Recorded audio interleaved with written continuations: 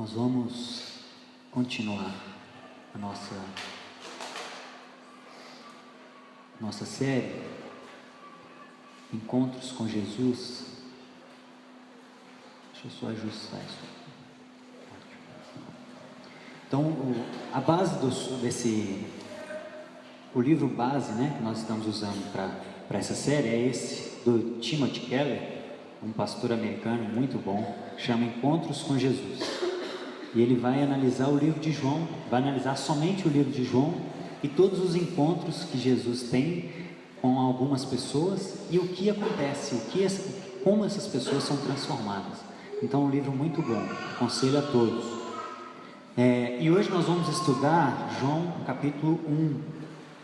Hoje nós vamos ver o encontro de Jesus com um cético chamado Natanael, que está lá em João capítulo 1.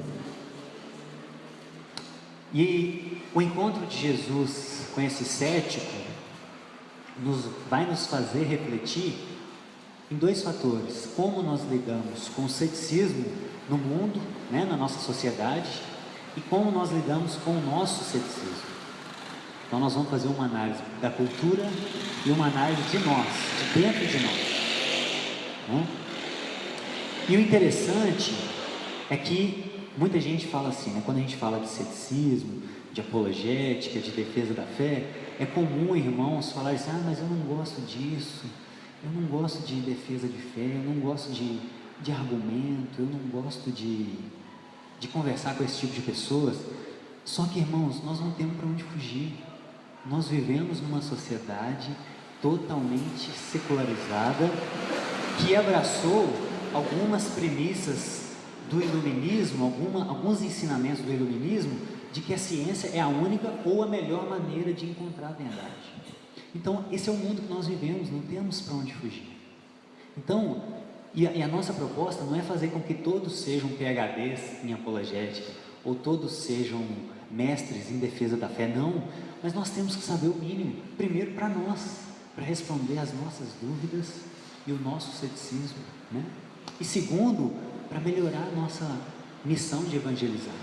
Então nós não temos para onde fugir, nós vivemos nessa sociedade, e ou a gente fala a língua que eles ouvem, ou o evangelho vai ser comunicado numa outra língua. Imagina um missionário que chega numa tribo indígena e fala assim: não, eu não quero aprender a língua deles, se eles quiserem ouvir o evangelho, eles vão falar português. Não, eles têm que aprender a língua local. Para quê? Para que o evangelho seja comunicado. Então é isso que nós estamos tentando fazer, entender o que a sociedade pensa, o que ela acredita.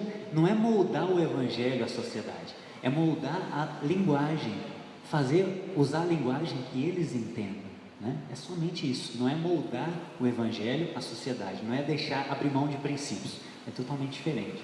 Deu para entender? E aí, só que antes do encontro com Natanael, no versículo 43, o início do capítulo de João é fundamental para a gente. Por quê? João 1,1, João fala o seguinte: no princípio era aquele que é a palavra, ou em outras traduções, o verbo. Ele estava com Deus, ele era Deus. Ele estava com Deus no princípio.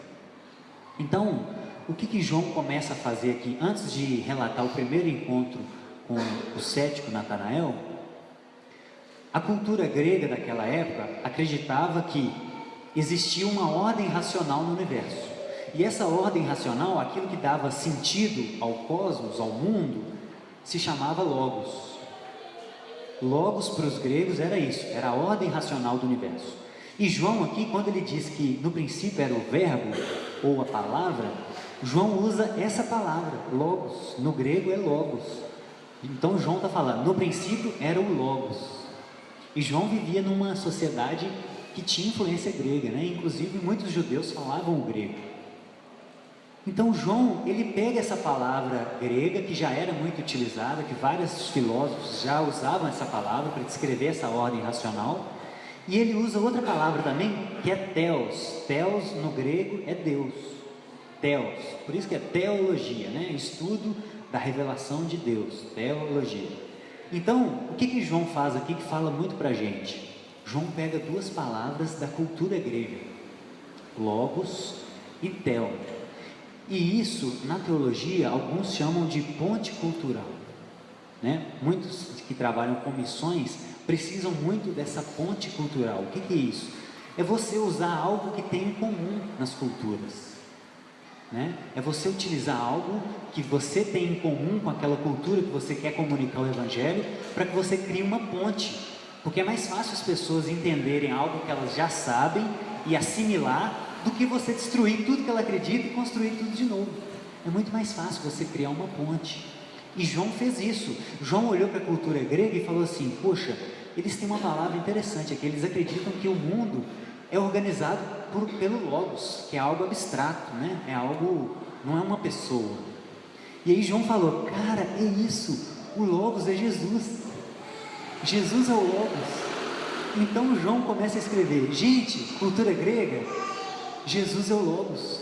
Sabe isso que vocês acreditam? Então, deixa eu criar uma ponte entre vocês. Isso que vocês já acreditam é o Logos. Ele estava no princípio com Deus, e o melhor, o Logos é Deus.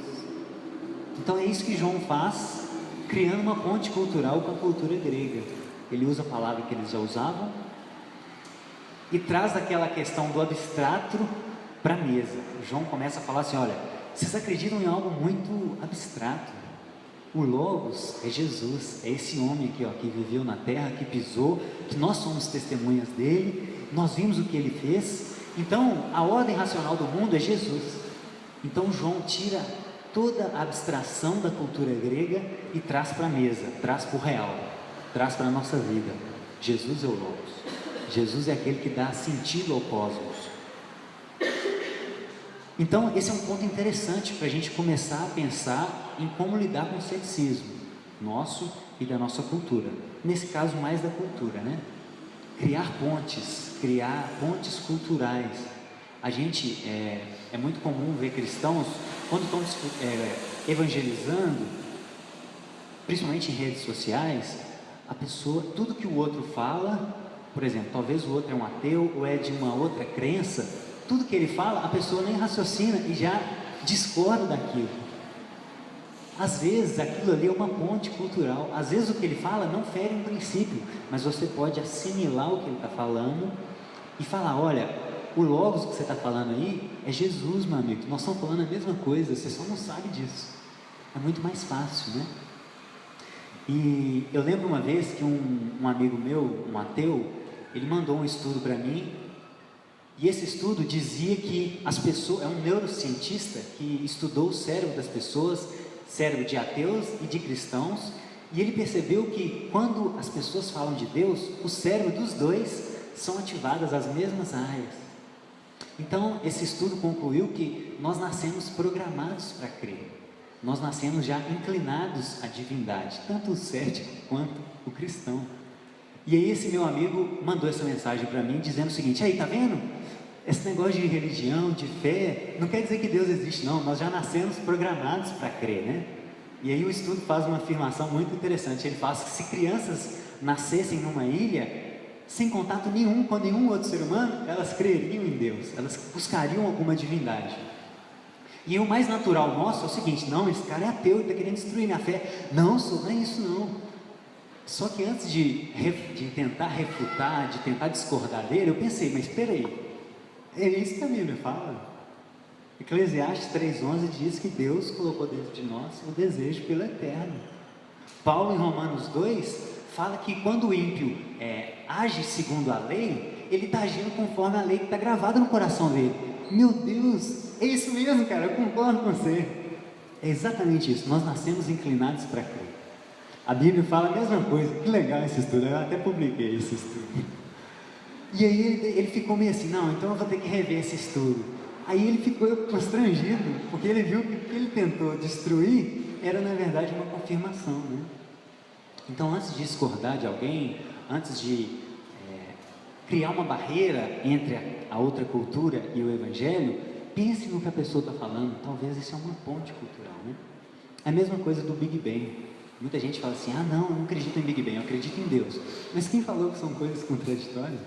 O Big Bang diz que o universo surgiu do nada, através de uma explosão. É o mesmo que a Bíblia diz. Deus criou tudo do nada. Como isso aconteceu, a Bíblia não diz. Pode ser como uma explosão, pode ser tudo pronto, né? Então o Big Bang também não contradiz a Bíblia, ele corrobora com a Bíblia, né? Então são dois exemplos que eu queria trazer, que são comuns na nossa cultura, para a gente pensar um pouquinho antes de tentar discordar, de criar barreiras. Vamos criar pontes, né? E aí o segundo ponto que João inicia no seu evangelho é trazendo essa abstração toda para o mundo real. João olha para os gregos e fala assim: cara, o que vocês acreditam é muito viajado, é muito abstrato. O Logos é Jesus. Isso foi um marco na história do pensamento. Isso foi um marco na história daquela época, né? Então o sentido da vida, ele deixa de ser a busca dessa ordem racional para ser o conhecimento de uma pessoa. É muito mais palpável, é muito mais racional, né? Então, e aí, resumindo o início de João, até chegarmos no versículo 43, João de 1 a 5, versículo 1 até o 5, ele apresenta o Logos, apresenta a ordem racional. E aí do versículo 6 ao 37, João Batista apresenta o Logos, que é essa ordem, para os seus discípulos. E aí alguns dos seus discípulos, André, por exemplo, era discípulo de João Batista, entende e começa a seguir o Logos. Então a estrutura vai se formando. João apresenta o Logos para todos, João Batista apresenta o Logos para os seus discípulos. Um dos seus discípulos, que era André, reconhecem Jesus e começam a seguir Jesus, abandonam João Batista. E aí no versículo 43, que vai começar a nossa história, que é o encontro com Natanael. Então vamos ler João 1:43. E aí depois de André, Jesus chama Filipe, né? E aí começa. No dia seguinte, Jesus decidiu partir para Galiléia. Quando encontrou Filipe, disse-lhe: siga-me. Filipe, como André e Pedro, era da cidade de Betsaida. Filipe encontrou Natanael e lhe disse: achamos aquele sobre quem Moisés escreveu na lei e a respeito de quem os profetas também escreveram, Jesus de Nazaré, filho de José. Olha, eu encontrei o Logos. Sabe o Logos que João está falando? Sabe o Logos que João Batista apontou para a gente? Então, eu encontrei o Logos, eu encontrei a ordem racional do universo, eu encontrei aquele que dá sentido à vida, eu encontrei ele. E aí Filipe apresenta a Natanael. E aí Natanael pergunta, versículo 46, Nazaré? Pode vir alguma coisa boa de lá? Disse Filipe: venha e veja. Ao ver Natanael se aproximando, disse Jesus: aí está um verdadeiro israelita, em quem não há falsidade. Perguntou Natanael: de onde você me conhece? Jesus respondeu: eu o vi quando ainda estava debaixo da figueira, antes de Filipe o chamar. Então Natanael declarou: mestre, tu és filho de Deus, tu és o rei de Israel. E Jesus disse: você crê porque eu disse que te vi debaixo da figueira? Você verá coisas maiores do que essa. E então acrescentou: digo-lhes a verdade, vocês verão o céu aberto e os anjos de Deus subindo e descendo sobre o Filho do Homem. Então, irmãos, aqui começa o primeiro encontro de Jesus, né? É com Natanael, com o cético Natanael. E aí o primeiro problema que a gente vê com a forma de Natanael lidar, Natanael provavelmente era um discípulo de algum profeta também, de algum líder, um estudante, né, cético. Natanael, no versículo 46, ele diz o seguinte: pode vir alguma coisa boa de Nazaré? E o que representa essa afirmação dele? Nazaré era uma província muito pequena, né? A Galileia era formada de várias províncias, e Nazaré em específico era uma muito pequenininha. Ela tinha em torno, nessa época, de 480 a 500 pessoas. E o povo de Jerusalém achava que o povo de Nazaré eram caipiras, né? Na nossa linguagem de hoje, eram povos da periferia, eram inferiores, eram caipiras, vamos dizer assim. Então existia uma arrogância muito grande do povo de Jerusalém com o povo de Nazaré. E Natanael herdou essa arrogância intelectual, essa soberba. E aí ele pergunta: pode vir alguma coisa daquele lugar? Você tem certeza que você está falando, Filipe? O Logos, aquele que dá sentido ao universo, aquele em que tudo foi feito por ele, para ele e por ele, esse aí veio de Nazaré, desse lugar desprezível, desse lugar imundo, desse lugar caipira. E foi exatamente disso. Deus geralmente escolhe as coisas que não são para confundir aquelas que são, né? Então, o Logos, aquele que dá sentido a tudo que existe, que é Jesus, veio de um lugar desprezível. Na verdade, ele veio de Belém, só que ele cresceu em Nazaré, né? Por isso que ele é chamado de Nazareno, Jesus de Nazaré. Então, irmãos, Natanael era um cético arrogante. Ele carregava essa arrogância do povo de Jerusalém, que se achavam superiores em relação ao povo de Nazaré. E muitas vezes o cristianismo, hoje em dia, ele é visto como uma Nazaré intelectual. O cristianismo hoje, no meio intelectual, ele é visto como uma periferia. Ele é visto como algo que não tem crédito, né? E isso tem muita... parte de culpa disso é nossa. Parte de culpa disso é nossa, da igreja, porque nós adotamos uma visão de mundo onde existe o sagrado e o secular, uma visão dicotomizada, né? Uma visão onde domingo é sagrado e segunda-feira eu vivo o que eu quiser. E aí, a partir disso, a cultura secularizada abraçou as outras áreas da sociedade. Enquanto a gente se preocupa só com o domingo, com a escola dominical, com o culto e com a música do louvor, o mundo secularizado está preocupando com as artes, com a ciência, com a música, e aí eles dominaram todas as áreas da sociedade. Então, grande parte desse desprezo intelectual que o cristianismo sofre é por nossa culpa, porque nós achamos que quando a gente está num laboratório fazendo um estudo, aquilo ali não é para a glória de Deus, aquilo ali é meu trabalho secular, né? Aquilo ali não é minha vocação. Por causa desse ensinamento errado que nós vivemos esse período de crise intelectual no cristianismo.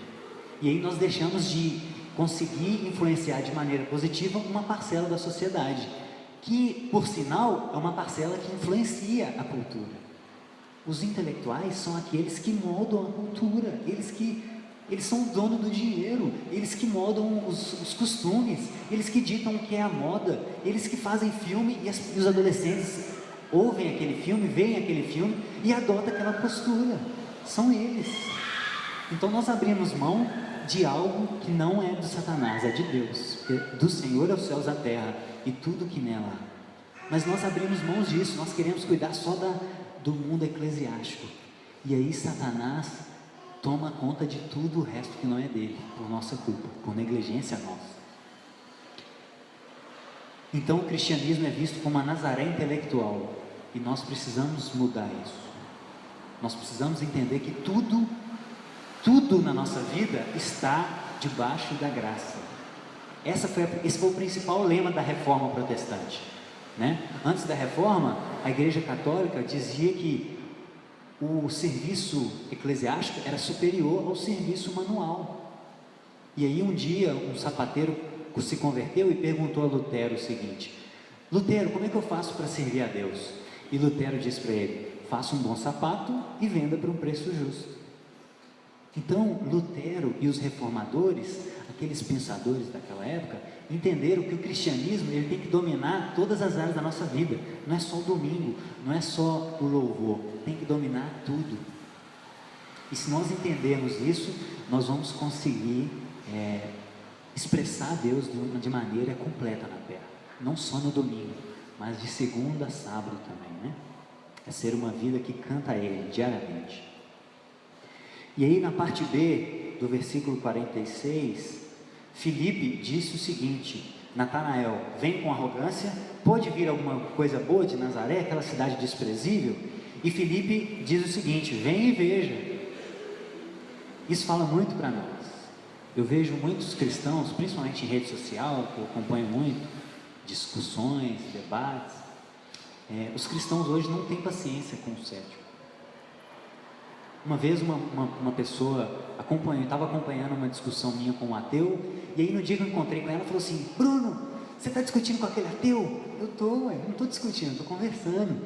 Nossa, Bruno, manda ele para o inferno, ele é um ateu, ele tem que ir para o inferno, ele é descrente. Eu falei: que isso aí, irmão? Pelo amor de Deus, como assim? Filipe, quando foi confrontado com o ceticismo de Natanael, ele não falou: então vai para o inferno, Natanael. Se você não crê, vai para o inferno, eu sou o escolhido, eu vou lá, eu vou ver o Logos. Não, Filipe teve paciência com ele: vem e veja, vamos lá, chama para perto.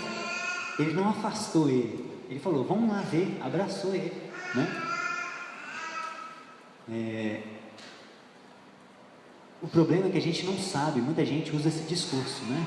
Não, mas ele é um descrente, ele é um filho do diabo. Para Filipe, Natanael também era, mas a gente não sabe quem é filho e quem não é. A nossa obrigação é: pregue o Evangelho a todos os povos. Nós não sabemos, nós não temos esse acesso a isso. Só Deus sabe quem é quem. Deus conhece o interior, nós não. Então a nossa obrigação é falar: vem e veja, né?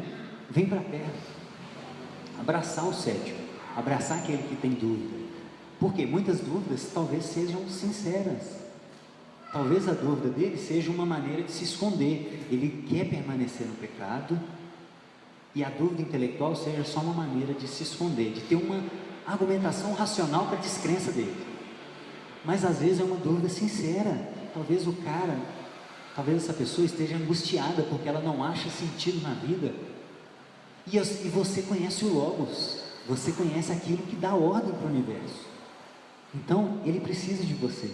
Então não afaste ele, chame ele para perto, fala: vem e veja, não manda ele para o inferno, né?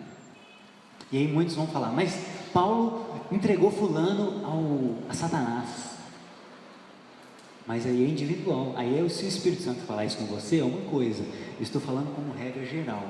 Os cristãos, na maioria dos casos, eles não têm paciência de iniciar um diálogo, é diferente, né?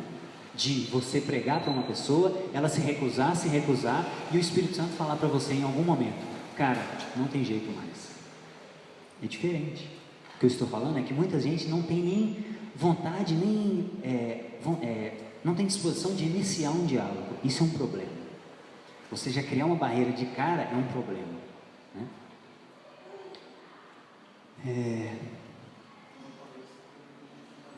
Isso, exatamente. Ou talvez porque não tem preparo.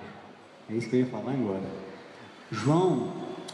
Pedro, 1 Pedro, deixa aberto em João, e vão lá em 1 Pedro 3,15. 1 Pedro 3,15. Olha a orientação de Pedro para nós, diante de uma sociedade cética. 1 Pedro 3,15.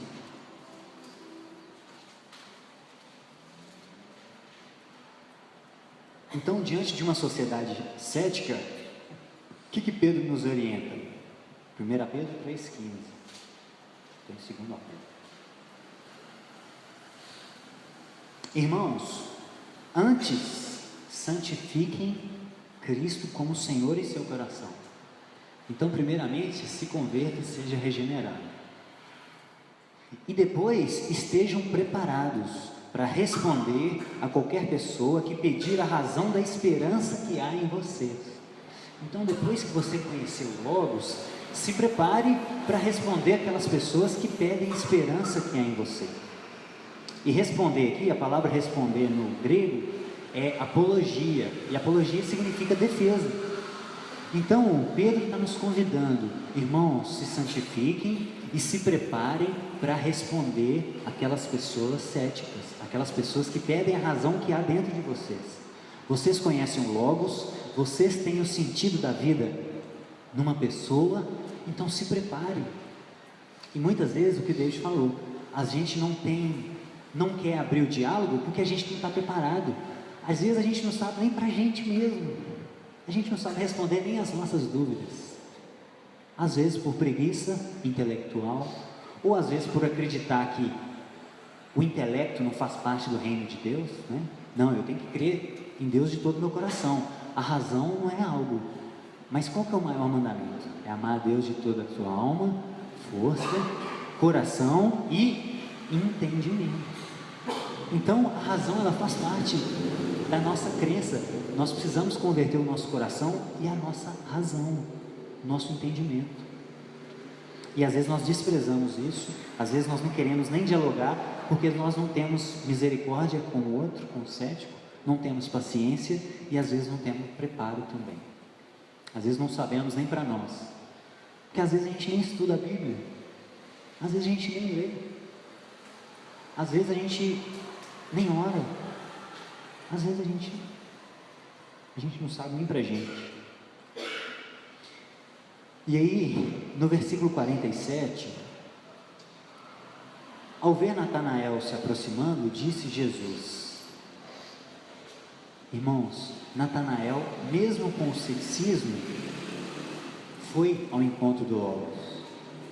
Ou seja, o cético, muitas vezes, ele está se escondendo, ele tem uma crise existencial dentro dele, ele está procurando por sentido na vida dele. Por quê? Porque dentro dele, Eclesiastes 3:11, dentro dele, ele foi programado para crer, o coração dele busca uma razão para o cosmos, busca uma razão de existir, busca uma razão de por que ele trabalha, come, dorme, tem filho.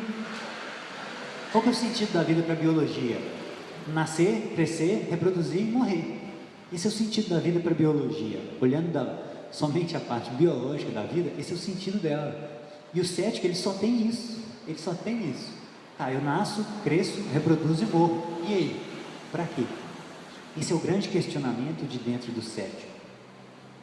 E nosso também. Por que nós existimos? Em algum dia nós encontramos o Logos, encontramos o sentido, mas nós já nos fizemos essa pergunta também. Então, mesmo Natanael, com todo o seu ceticismo, ele decide ir ver o Logos. Filipe fala com ele: vem e veja.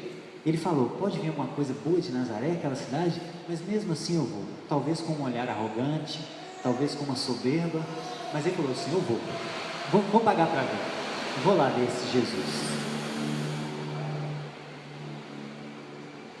E aí, às vezes as pessoas não se interessam pelo Evangelho porque a gente apresenta de uma maneira errada, né?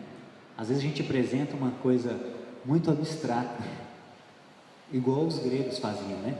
Mas o Evangelho é Cristo, é uma pessoa, ele entrou na história, nós temos comprovações históricas. A Bíblia é o livro mais confiável da história da antiguidade, foi uma pessoa real, a história foi marcada em antes dele e depois dele. Meu amigo, tudo que você procura na vida está numa pessoa, não é uma filosofia, não é uma ordem racional, não é algo material, físico, coisas, não são coisas, é uma pessoa. É isso que a gente tem que priorizar no Evangelho. O Evangelho é uma pessoa, isso é muito mais palpável. Às vezes a gente apresenta um Evangelho muito metafísico demais. O Evangelho é metafísico, está além do físico, mas a gente às vezes apresenta só algo muito na nuvem. Mas o Evangelho é uma pessoa, ele existiu na história. E aí quando a gente entende isso, as coisas ficam muito mais, poxa, então a gente tem Deus como algo muito longe. Deus está no reino celestial, no terceiro céu. Não, meu amigo, Deus veio na terra, ele é uma pessoa. Isso é muito mais fácil. E o registro dele está registrado, a história da vida dele está registrada.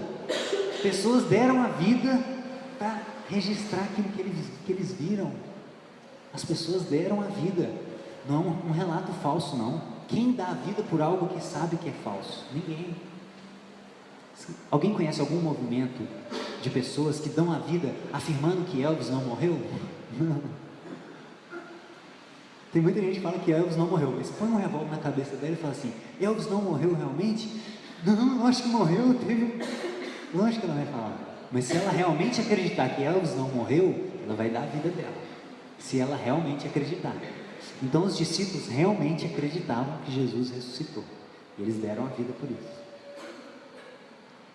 Então vamos apresentar um Evangelho mais palpável, que é o Evangelho de fato, é Jesus. O Evangelho é Cristo ressurreto, uma pessoa, carne e osso, sentia dor igual você sente, sofreu, você está sofrendo? Então, Jesus também sofreu, cara.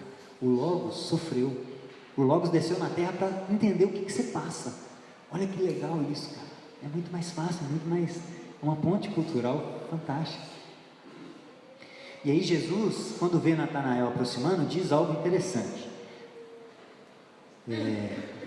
Está aí um verdadeiro israelita, em que não há falsidade. Está aí um verdadeiro israelita, em quem não há falsidade. Jesus, antes de falar com ele, nossa, você é um pecador, cara. Você é um cético, você é um descrente, você é um homossexual. Jesus falou, não, está aí um verdadeiro israelita, em quem não há falsidade. Jesus busca algo bom dentro dele, que talvez ele era um cara muito sincero, e pelo visto foi com Filipe. Pode vir alguma coisa boa de Nazaré? Filipe chega cheio, todo animado, Natanael, eu encontrei o Logos, venha, vamos lá, é Jesus de Nazaré. E aí Natanael poderia ser politicamente correto e falar, vamos lá, amigão. Não, Natanael respondeu na lata, pode vir alguma coisa boa de lá? Então provavelmente ele era um cara muito sincero. E Jesus pega uma qualidade dele e ressalta. Jesus não vai atirando pedra nele, igual a gente quer fazer às vezes, né? A gente vê uma pessoa em pecado, a gente vê um cético, a gente vê uma pessoa que está com algum pecado, e a gente quer sempre ressaltar. Conheceu? Opa, tudo bom? Você é homossexual, né? Você tem 2 famílias, né? É isso que a gente quer fazer, a gente gosta de ressaltar as coisas ruins do outro. É mais fácil, né? Isso nos dá uma sensação de superioridade. Nossa, eu não tenho 2 famílias, eu só tenho uma. Não, eu não sou homossexual, né? A gente quer sempre apontar o erro. E Jesus ressalta uma qualidade. E aí Natanael, ainda cético, diz para ele, no versículo 48, vem cá, eu te conheço. Da onde você me conhece?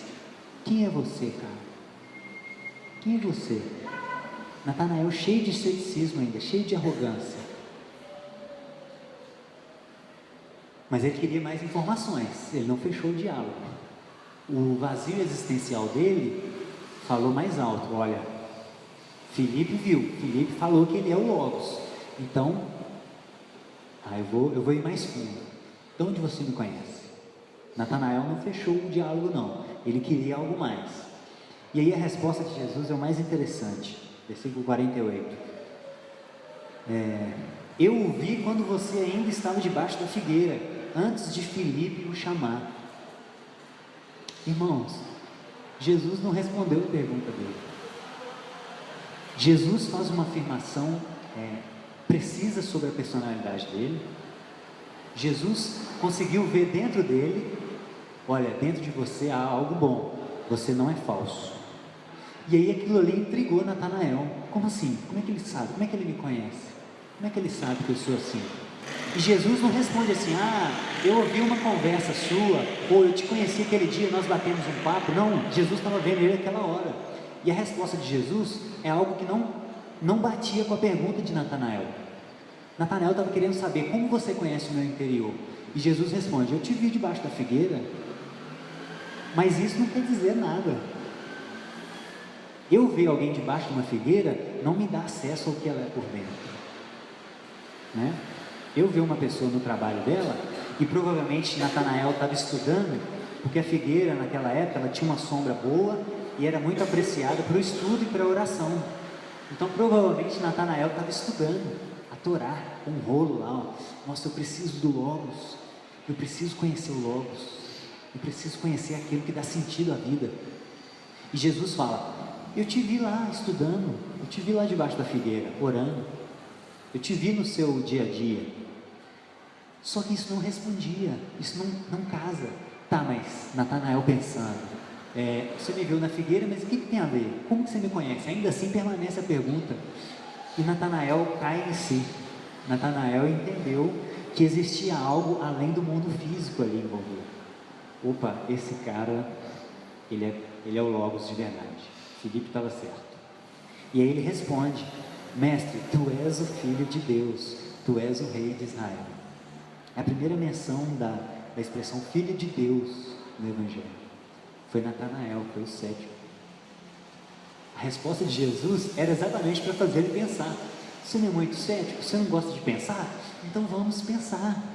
A fé é racional. Jesus não impede da gente pensar. O Nicodemos tem uma blusa que ele fala assim: Jesus veio nos livrar do pecado, não tirar nossa inteligência, né? O Evangelho, ele é para a gente pensar. Nós temos que amar a Deus de todo o entendimento. Esse é o maior mandamento. É o maior. O coração está no mesmo pé do entendimento.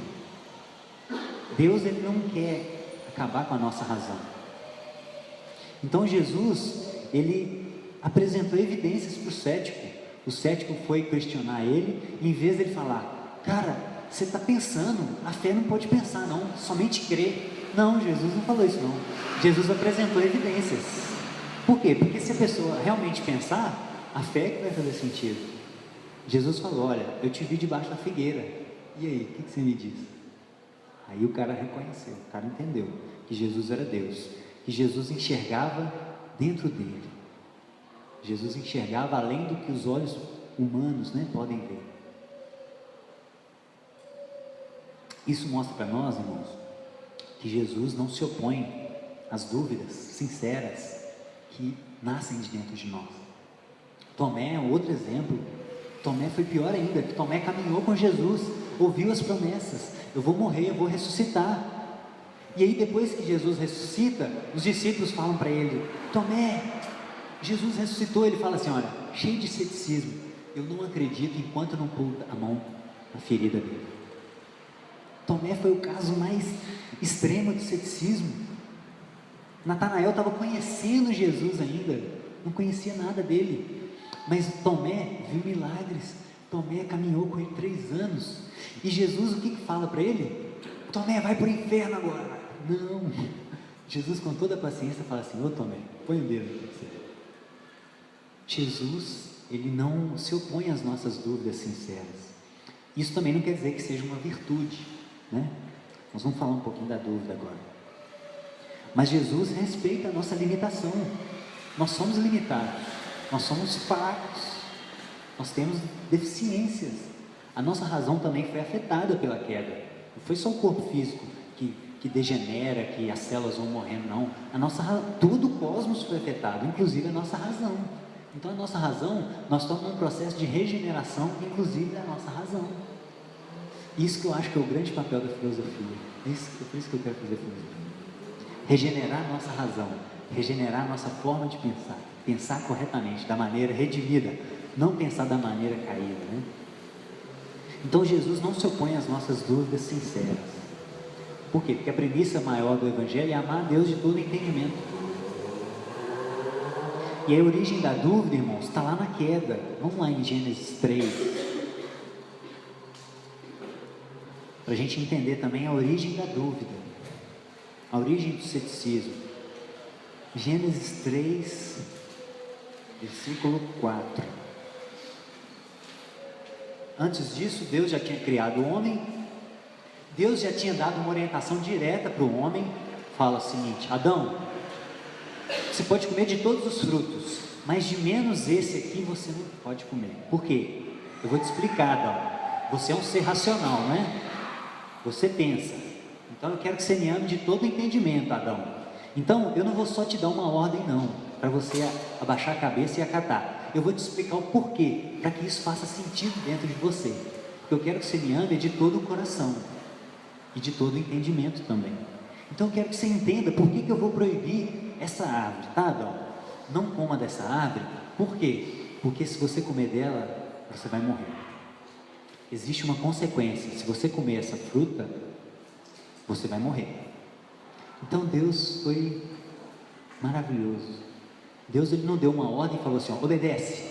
Mas Senhor, por quê? Cala a boca, obedece somente. Não, Deus explicou o porquê, para que isso fizesse sentido dentro da cabeça de Adão, porque ele deseja que nós o amemos de todo entendimento também. E aí Adão passou isso para Eva, passou essa orientação para Eva, e os dois já estavam cientes de por que eles não deveriam comer a fruta. E aí no versículo 4, a serpente, né, a mais sagaz, disse à mulher: certamente vocês não morrerão, Deus sabe que no dia em que dele comerem, seus olhos se abrirão e vocês, como Deus, serão conhecedores do bem e do mal. Então Deus já tinha dado uma orientação para Adão e para Eva. A serpente lança dúvida, a serpente coloca em xeque a palavra de Deus. Deus falou que eles iam morrer, a serpente negou: não, vocês não vão morrer. E aí, Eva vira uma cética. Eva caiu nessa hora. Eva não acreditou, Eva duvidou. Ela deve ter pensado assim: mas Deus falou isso, a serpente falou isso. Essa opção da serpente está mais atrativa. Eu duvido de Deus. Essa é a origem da dúvida. O pecado original surgiu a dúvida daquilo que Deus falou. Então a dúvida, irmãos, nós herdamos isso também. Nós temos que lembrar disso. A raiz do pecado está dentro de nós, inclusive a dúvida, inclusive todas as obras da carne. Tudo isso está dentro de nós, um pacote completo. Nós herdamos. Então nós temos que entender isso. A origem da dúvida veio da queda. Então existe um fator espiritual na dúvida também. Então nós temos que ter um pouco de cautela para lidar com a dúvida.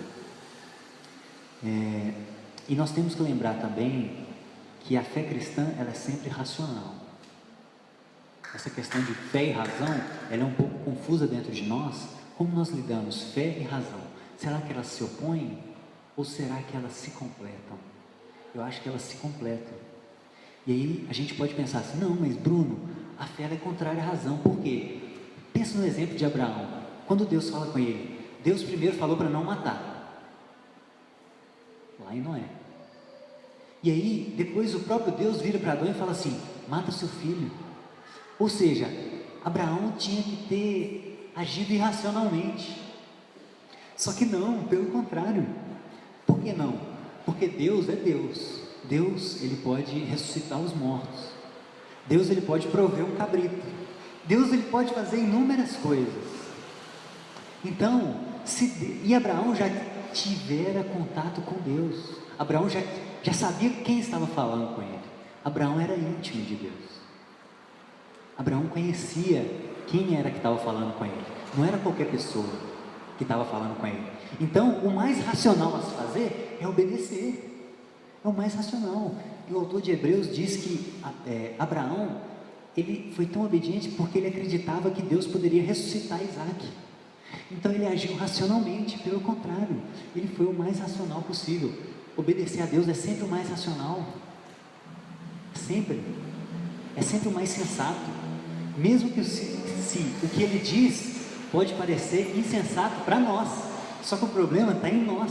É a nossa razão que está desconfigurada, que está errada. Não é o que Deus fala. O que Deus fala sempre é o mais racional, sempre é o mais sensato. É a mesma ideia daquela parábola de Jesus. O homem rico queria construir mais celeiro para guardar mais e ter cada vez mais. Isso para ele era o mais racional. Só que o problema estava com ele. Jesus falou com ele: louco, você é louco, você está agindo de forma irracional. Amanhã eu vou pedir sua vida. O que você vai fazer com tanta coisa acumulada? Então, gente, a fé verdadeira, ela é sempre racional. O problema é que a nossa razão, ela é caída. É ela que bagunça o negócio, não o que Deus fala. O que Deus fala sempre é o mais racional. Mesmo que seja sacrificar o nosso filho, que ele mesmo falou para não matar, como uma regra. Então a fé ela é sempre racional. O irracional é não obedecer a Deus. Desobedecer a Deus é irracional. É irracional crer que Jonas passou literalmente 3 dias dentro de um grande peixe? É irracional? É irracional acreditar que o mar se abriu assim, e formou uma parede e as pessoas passaram no meio? É irracional? É irracional crer que Maria, sem ter tido relação sexual, ficou grávida através do Espírito Santo? Isso é irracional? Lógico que não, é sempre racional. Por quê? Porque existe um Deus capaz de fazer tudo isso possível. Isso é o mais racional. A gente às vezes é muito confuso, às vezes essas dúvidas vêm dentro de nós e nós acreditamos que Deus trouxe à existência tudo que existe. Deus tem poder para criar tudo que existe do nada, mas Ele não tem poder para fazer o mar se abrir. Ué, que contradição é essa? É mais fácil criar bilhões e bilhões de toneladas de matérias do nada, ou é mais fácil fazer um mar se abrir? O que é mais fácil? Às vezes a gente se confunde no nosso ceticismo, na nossa dúvida.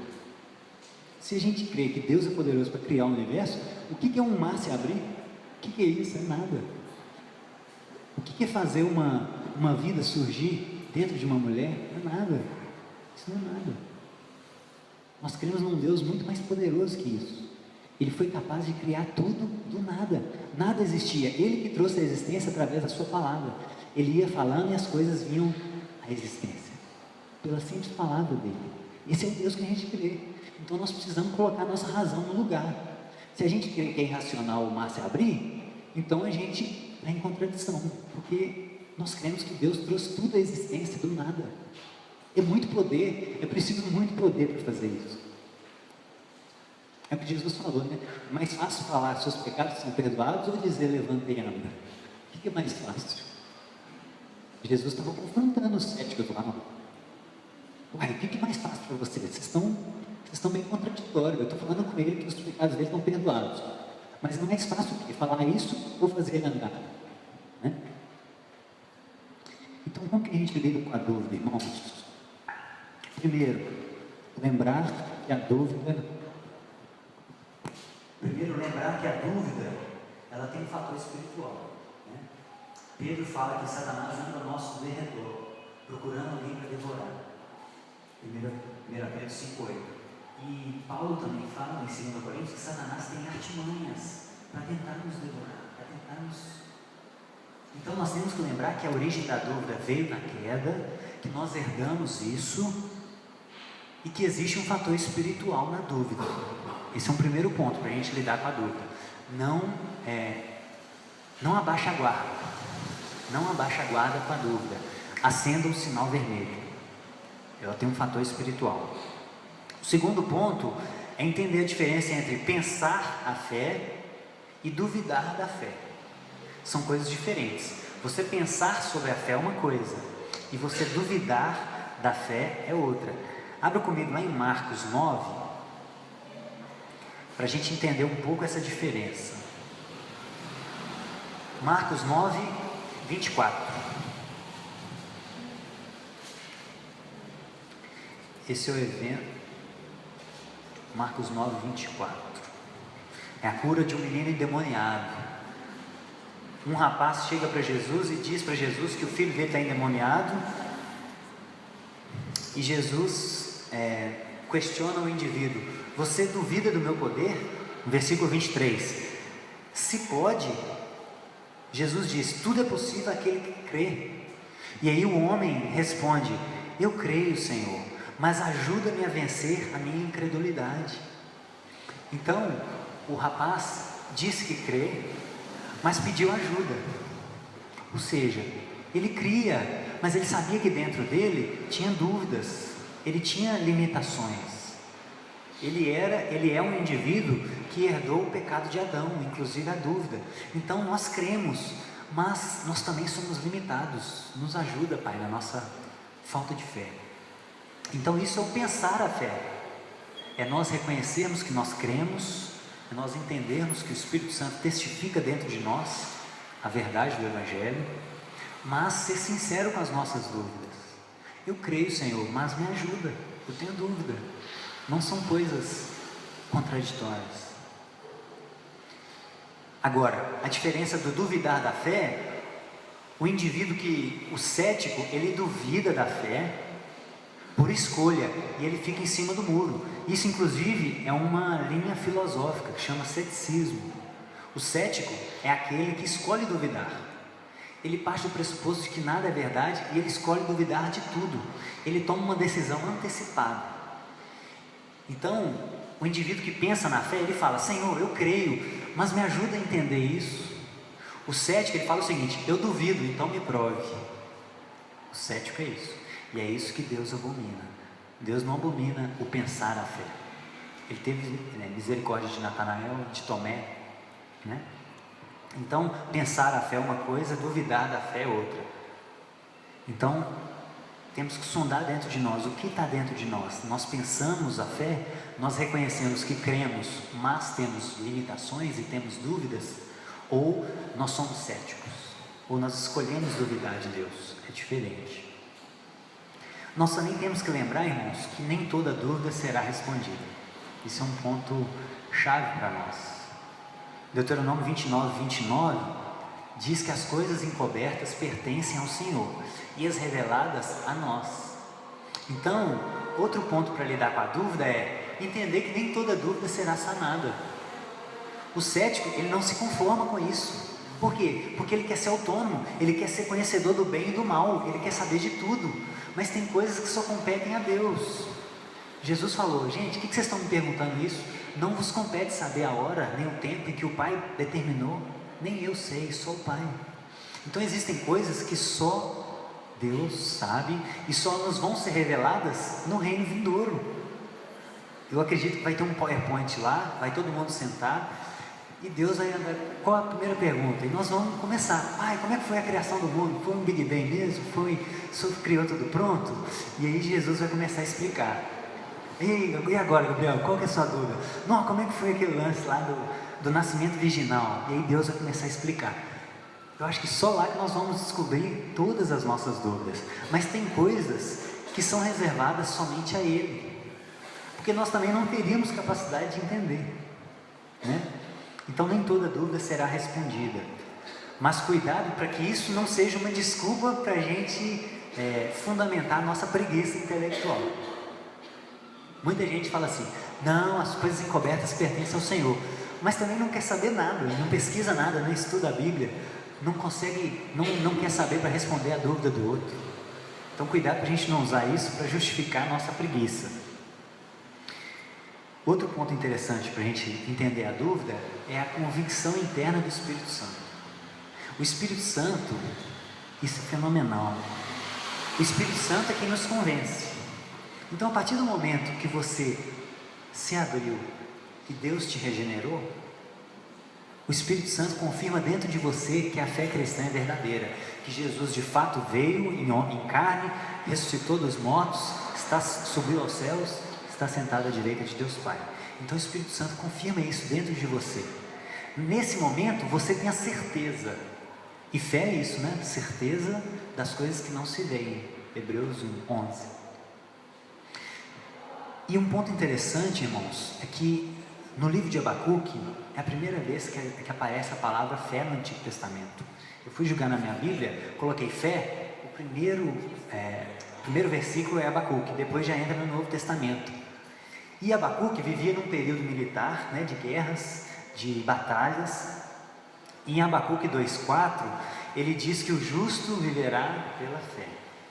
E a palavra fé ali é muná, que significa, é uma palavra militar, no contexto dele, é uma palavra militar, que significa estar em posição de sentido, firme, inabalável, independente das circunstâncias externas.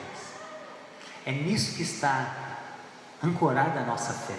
Jesus é esse solo firme nosso, o Espírito Santo testifica isso dentro de nós. Isso é fé, isso é viver pela fé. Não, independente das circunstâncias, eu creio, Senhor, mas eu tenho dúvida.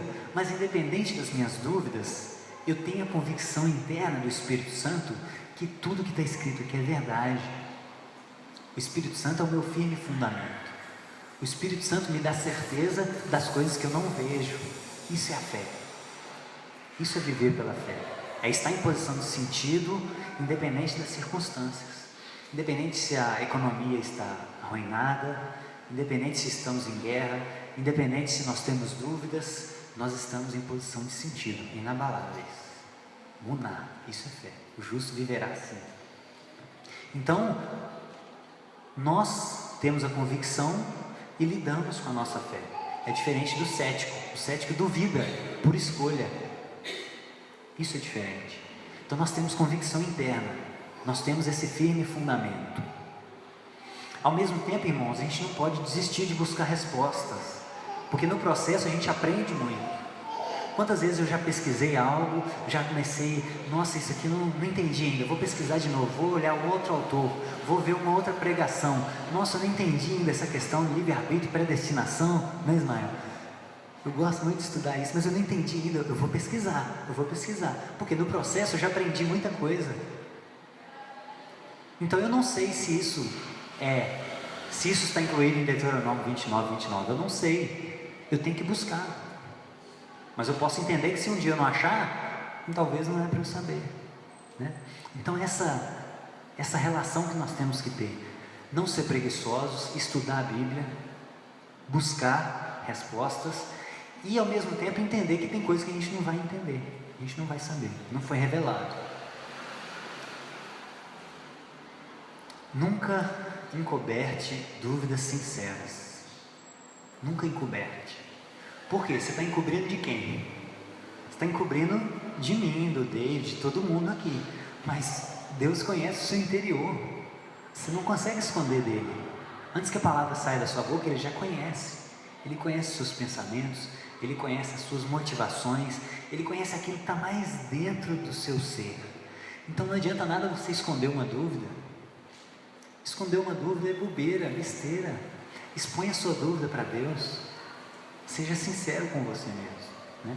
Nunca esconda a sua dúvida. Abra para a comunidade, para a gente, talvez alguém saiba responder, talvez alguém saiba. Então nunca esconda a sua fé, a sua dúvida. E o último ponto é entender que nós somos limitados. Nós somos limitados. Tem coisa que a gente não vai conseguir encaixar dentro de nós. Então tudo isso, a gente precisa estar firme dentro de nós para a gente lidar com a dúvida.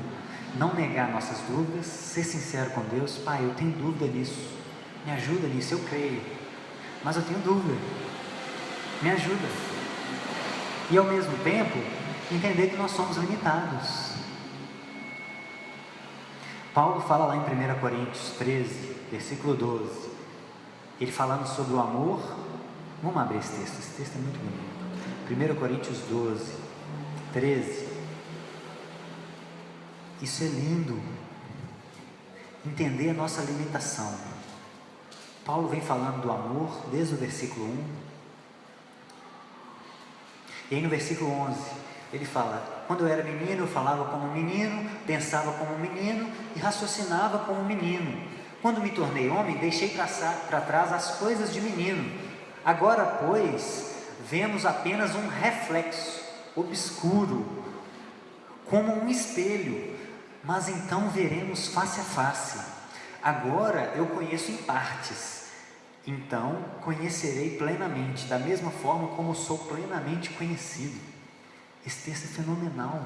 Paulo está reconhecendo: olha, o que nós vivemos agora é somente uma sombra daquilo que há de vir. Nós conhecemos em partes. Nós não conhecemos tudo sobre todas as coisas. Nós conhecemos um pouco de algumas coisas. Nós conhecemos em partes, mas vai chegar um dia que nós vamos nos encontrar com Ele, então nós vamos conhecer Ele plenamente. Nós vamos conhecer todas as coisas plenamente. Mas agora nós conhecemos em partes. Então, se você é um cético e quer saber tudo de todas as coisas, você precisa entender que você é um ser limitado. Você não vai saber de todas as coisas. O quanto antes você abraçar a sua limitação, é melhor, você vai sofrer menos. O cético, ele não consegue lidar com isso. O cético, ele quer ser Deus, ele quer conhecer o bem e o mal, ele quer tudo nas suas mãos. Mas nós somos criaturas, então nós temos que entender o nosso lugar. Então entenda o quanto antes que você é limitado, você não vai saber de todas as coisas. E aí, voltando em João 1, versículo 49, Natanael reconhece, depois daquela resposta sem sentido, entre aspas, de Jesus não quis responder propositalmente para ele enxergar que ele conhecia o interior dele, é porque ele era o Logos. E aí Natanael reconhece Jesus como Filho de Deus. Tu és o Filho de Deus, tu és o Rei de Israel. Então foi exatamente essa pegadinha de Jesus que fez Natanael cair em si, raciocinar de forma perfeita, de forma lúcida. Isso. Jesus fez Natanael cair em si. Ô meu filho, você está raciocinando errado. Eu sei que você é um estudante, eu sei que você é cético, eu acho isso bacana, mas então vamos pensar direito. Eu te conheço porque eu te vi debaixo da figueira. E aí Natanael, nossa, entendi, ele é o Logos, tu és o Rei, tu és o Filho de Deus. Então, irmãos, eu queria concluir com um alerta para nós, para a gente tomar cuidado com o cético que há dentro de nós. Existe um cético dentro de nós. Nós recebemos o pacote completo da queda, inclusive o ceticismo, a dúvida. Porém, a presença de Deus, como eu tentei explicar naquela mensagem, eu acho que nós só vamos ser regenerados completamente quando Cristo voltar. Nós vamos ser regenerados. Agora nós estamos no processo. Então, a presença de Deus, a comunhão com Ele, vai nos enchendo. Então, o pecado ele vai se tornando obscuro dentro de nós. E hoje, talvez, alguns pecados que nos atormentavam no início da nossa caminhada, hoje já são mais tranquilos da gente lidar com eles. Mas nós não podemos abaixar as armas e achar que está tudo resolvido. Não, a raiz continua dentro de nós. A raiz do ceticismo ainda está dentro de nós. Então nós precisamos tomar cuidado com esse cético. E uma forma de trazer à tona esse cético dentro de nós é começar a descuidar das disciplinas espirituais. É começar a se afastar de Deus. A gente não ora mais, a gente não lê a Bíblia mais, a gente não tem comunhão com os irmãos mais, e aí as coisas vão se tornando tudo natural. Aí Deus já não fala mais, porque eu não tenho experiências com Ele. Eu não oro, como é que Ele vai? Eu não oro, eu não leio a Bíblia, eu não tenho comunhão com os irmãos, e aí Deus já não fala mais. E aí chega um momento que a gente começa a tomar as rédeas, porque a gente não confia mais. Nós já começamos a se afastar dele, e aí nós não confiamos mais na palavra dele, porque a gente confia quando a gente tem relacionamento, e aí nós temos uma confirmação. Nossa, hoje ele falou comigo, meu Deus, nossa, hoje ele proveu aquilo que eu necessitei, e aí nós vamos confiando cada dia mais. Mas se a gente vai perdendo esse contato, nós vamos nos distanciando dele, e aí a voz dele vai se tornando desconhecida, e aí a gente começa a assumir as rédeas da nossa vida. E aí chega um momento que a cultura vai moldando a gente. Não a gente vai moldando a cultura vai moldando a gente. A gente começa a andar só no meio de pessoas que têm uma cultura não bíblica, caída, e aquilo ali vai moldando a gente. E aí talvez uma taça de vinho já não sustenta mais, eu preciso de 2, eu preciso de 3, e aí eu começo a me embriagar. Por quê? Porque eu preciso fugir da realidade, porque eu já não tenho mais contato com o Logos, eu não tenho mais comunhão com o Logos, e o vazio existencial dentro de mim continua, mas eu preciso preencher isso de alguma forma. Se eu não estou em comunhão com o Logos, alguma coisa vai preencher, ou vai ser a bebida, ou vai ser o cigarro, ou vai ser a noite com meu namorado, com minha namorada, e aí isso já passa a não fazer diferença, o pecado já não me ofende mais, porque eu não estou em contato com a luz. Eu estou na escuridão, e quando eu estou na escuridão eu não me enxergo, então aquilo não me incomoda mais. O pecado só incomoda quando a gente está na luz. Quando a gente se expõe na luz, a gente olha para a gente e vê que a gente é sujo, mas quando a gente está longe da luz, a gente não se enxerga, e aí o pecado já não é mais agressivo para a nossa mente, e aí aquela roupa provocante já não tem problema mais. Por quê? Porque eu já não entendo mais que o meu corpo é santo, que eu preciso me preservar, que Ele é o dono do meu corpo, que Ele comprou o meu corpo. E eu também só convivo no meio de pessoas que usam essas roupas provocantes, então a minha cultura já foi moldada. E aí aos poucos, a gente se torna o que o Nicodemos chama de ateus cristãos. É o ateísmo cristão. O que é o ateísmo cristão? São aquelas pessoas que, o cristão entre aspas, né?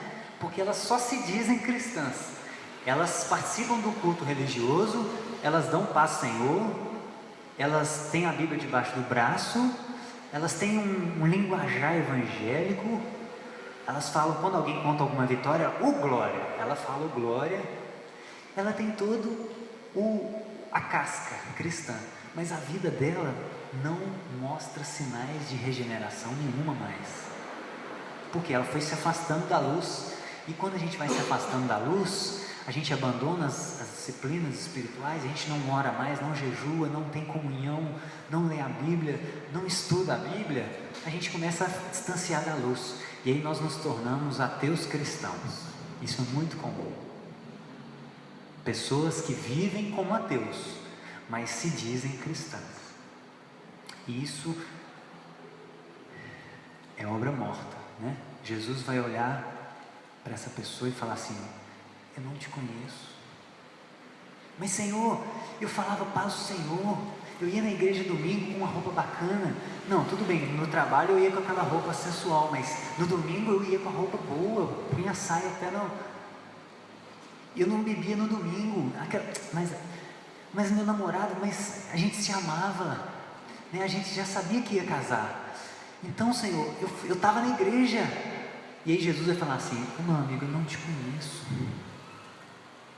você está longe de mim, tudo isso que você fez é só um reflexo do seu afastamento, você já não estava na luz mais, isso é obra da carne, né? O pecado cabeludo foi você ter se afastado de mim, isso é o pecado cabeludo. Então, irmãos, cuidado com o ceticismo dentro de nós, cuidado com a dúvida, saiba lidar com a dúvida de maneira saudável, não esconda a sua dúvida, ao mesmo tempo em que você tem que ser sincero com ela, exponha a Deus as suas dúvidas, estude a Bíblia para você entender o que é isso que você acredita, o que é isso que você entrega a sua vida, se você entrega a sua vida. Talvez você nem entregue a sua vida por isso, talvez não entrega porque não conhece. Não consegue amar a Deus de todo o entendimento, você só ama de todo o coração, é só o louvor. Eu já ouvi pessoas falando isso: eu gosto é só do louvor, porque o louvor é que eu sinto a Deus. Cara, o louvor é muito bom, a música, a arte, ela vem de Deus, mas você precisa amar a Deus de todo o seu entendimento também, as coisas precisam fazer sentido, e o Evangelho faz sentido, o Evangelho faz sentido. Se o Evangelho não faz sentido, o problema está na nossa razão, não no Evangelho, porque a nossa razão foi afetada pela queda, o Evangelho não, é a nossa percepção do Evangelho que está errada. Então se tem alguma coisa que te incomoda, que te deixa dúvida, busca, porque o problema está aqui, não aqui, o problema está em nós. Então cuidado com o cético, irmãos. Se a gente pudesse resumir tudo que a gente falou, perceba os pontos de contato entre você e o outro, e a outra cultura. Perceba os pontos de contato, não feche o diálogo, use pontos de contato. Mostre às pessoas que o sentido da vida está numa pessoa, não em algo abstrato. Apresente o Evangelho de forma mais sensata, mais fácil de entender. Saiba lidar com o cético, como Jesus fez, como Filipe fez. Saiba lidar com ele, tenha paciência, tenha misericórdia dele. Dúvidas sinceras são aceitáveis. Jesus não veio acabar com a nossa razão, ele veio redimir a nossa razão. Então ele faz como Natanael: pensa direito, meu filho, eu sou Logos, pensa direito. E nós vivemos pela fé, em posição de sentido. O Espírito Santo confirma dentro de nós o que nós acreditamos. E aí a gente lida com a dúvida, é diferente. Mas nós estamos numa posição inabalável, de sentido. Independente do que está acontecendo, nós estamos inabaláveis. E por último, cuidado com o cético que vive dentro de nós. Não acorde esse cético. Cada dia busque a Deus para que Ele te supra, para que esse cético seja cada vez mais abafado, que você não consiga ouvir a voz desse cético. Vamos orar.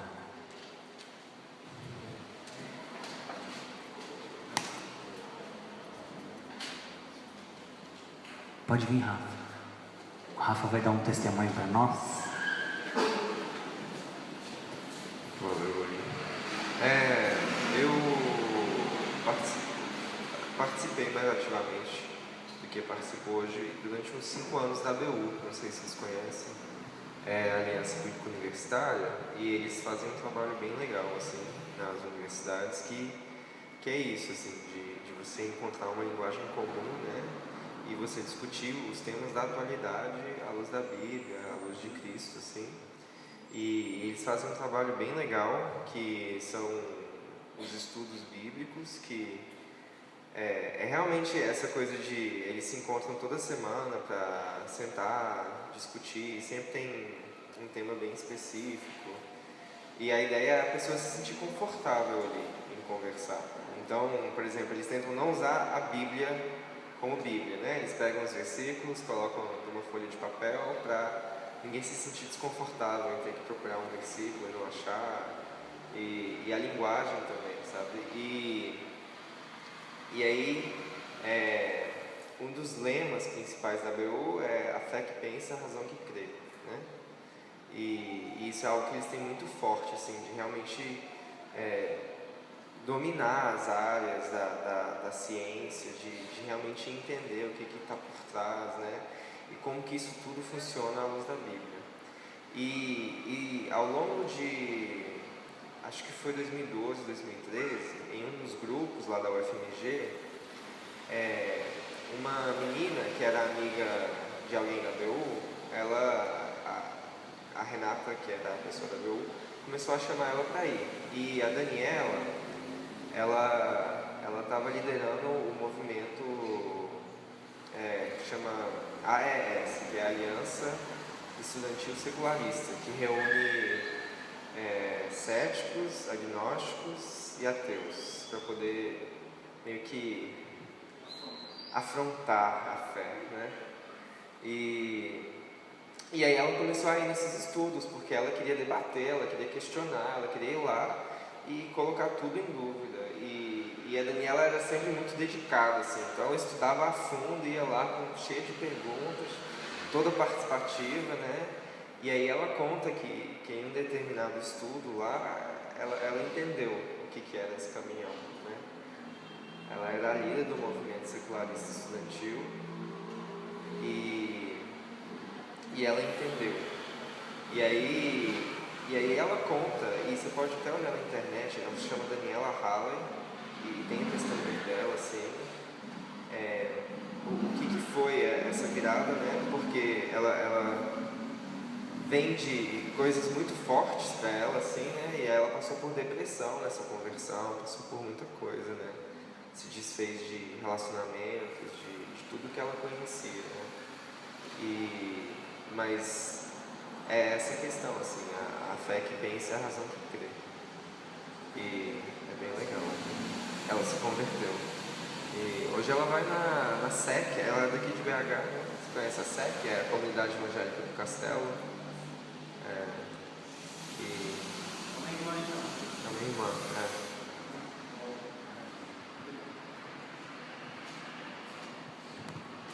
Gente, quando o Rafa me contou isso, eu fiquei muito feliz, ou seja, alguém advogando o contrário teve que acatar algo que era superior ao que ela advogava, né? Esse é um movimento. Algo que me chama a atenção também e testifico é que certa vez alguém perguntou para alguém assim: você é cristão? E aí ele já era um senhor, e ele falou assim, ele pensou que ele estava incomodado em afirmar que sim. E depois essa pessoa se tornou um líder, né? E aí as pessoas chegaram: então o senhor que é o pastor? E aí essa pessoa se sentia novamente incomodada em falar que sim, sou eu. E ele começou a responder assim: vem e vê. Todo mundo: você é cristão? Vem e vê. Vem na minha casa. Vem tomar café com a minha família. Vem fazer o que eu faço. Vem trabalhar comigo na segunda-feira. Vem na nossa reunião congregacional. Vem tomar café domingo de manhã. Vem e vê. Eu acho isso uma chave para nós. Se alguém te apertar muito, você é cristão? Não tem problema você falar eu sou. Eu respondo, eu sou cristão. Mas se alguém me apertar muito e falar assim, você que é o líder, você que é isso, você que é aquilo, eu falo assim, não, peraí. Vem e vê se eu sou isso mesmo. É melhor. Melhor você ver com seus próprios olhos. E isso a gente oportuniza um testemunho vivo.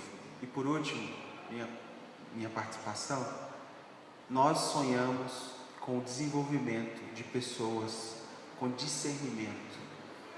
Discernimento. Jesus olhou para a mulher de Samaria e falou, já sei o problema. Jesus olhou para o Natanael e olhou e falou, uau, você é o problema. Eu já sei. E isso pode ser distribuído entre nós. Isso não é mentalização, viu? Não sei se vocês viram o filme grande, Truque de Mestre. Alguém já viu esse filme? O cara tem técnica só de encostar e já sabe que está na mente da pessoa. Não é isso. É discernimento, é outra perspectiva. É bem do Espírito. E certa vez eu fui participar de uma reunião e aí eu tive o privilégio de alguém fazer isso. Eles nem perguntaram meu nome.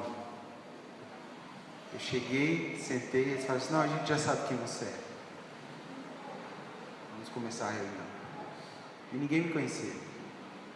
E como é bom sonhar com esse nível de pessoas maduras, né? Vamos desafiar-nos uns aos outros a isso. Amém. Vamos orar. Pai, nos perdoa, Pai. Nos perdoa se nós não entendemos aquilo que nós cremos. Nos perdoa se nós somos preguiçosos, se nós não queremos ter o trabalho de estudar as Escrituras, de te amar de todo o nosso entendimento, Pai. Nos perdoa por isso. Nos perdoa se nós somos fariseus e nós só queremos apontar o defeito do cético, o defeito daquele pecador que está à nossa frente. Nós somos o maior deles, mas nós não reconhecemos isso. Nos perdoa, Pai, por esse farisaísmo enrustido dentro de nós. Nós queremos ser como o Senhor, Pai, somente como o Senhor, enxergar o cético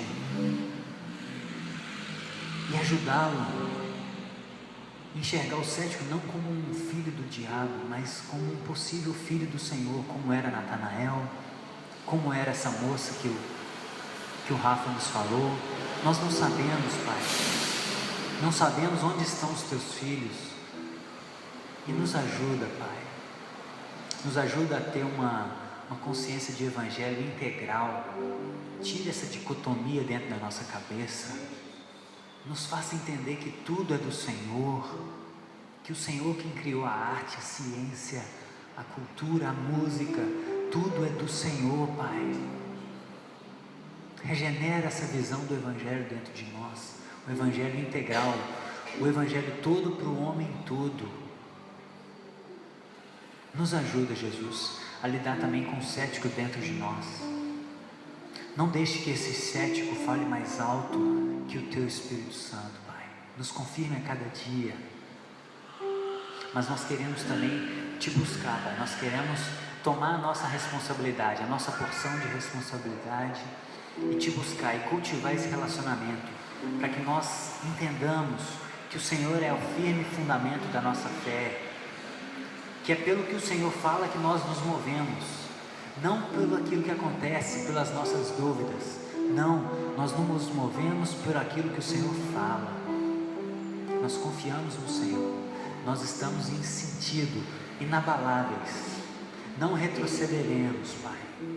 Mesmo em meio a dúvidas, nós lidamos com as dúvidas, Pai. Lida com as nossas dúvidas. Lida com as nossas questões existenciais mais profundas. Porque o Senhor é o Logos. O Senhor é aquele que dá sentido a tudo. O Senhor é o único que pode preencher esse vazio existencial dentro de nós. O Senhor é o único que pode dar sentido para a nossa segunda-feira. O Senhor é o único. O Senhor é o único que pode dar sentido à nossa existência, Pai. E nós nos rendemos a nossa mente e o nosso coração ao Senhor, porque nós queremos Te amar de coração e de todo o entendimento. de todo o coração, de toda a nossa força e de todo o nosso entendimento, Pai. Obrigado por esse dia. Eu oro pelos meus irmãos, que o Senhor seja com eles nessa semana, que o Senhor dê a eles uma oportunidade de te amar de todo o entendimento, Pai. Promova isso na vida deles, promova situações, tire-nos, incluindo a mim, tire-nos da zona de conforto e nos faça e nos ajude a te amar de todo o entendimento, Pai. Isso é o que nós te pedimos e te agradecemos pelo teu Filho, pelo Logos. Amém. Amém.